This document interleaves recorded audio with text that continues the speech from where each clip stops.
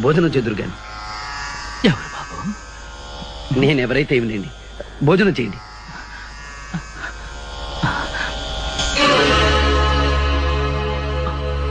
వద్దు వద్దు, నాకు ప్రాప్తం లేదు.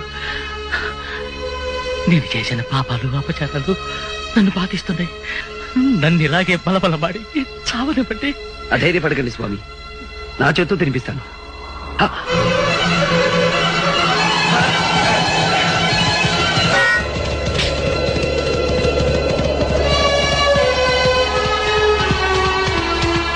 ఆగు దివ్యాసోమ, ఆగు.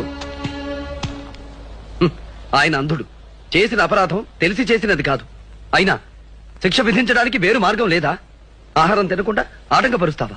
నీవెవడవురా నాకు నీతులు చెప్పవచ్చితివి? అధిక ప్రసంగము చేసిన నీకును అదే గతి పట్టగలదు. క్షమించు హైరాజా. నీవు ఆరాధించే దుంబరుడు సామవేద సారమైన సంగీతానికే మూలపురుషుడు. సంగీత పరమార్థం శాంతి, ప్రేమ.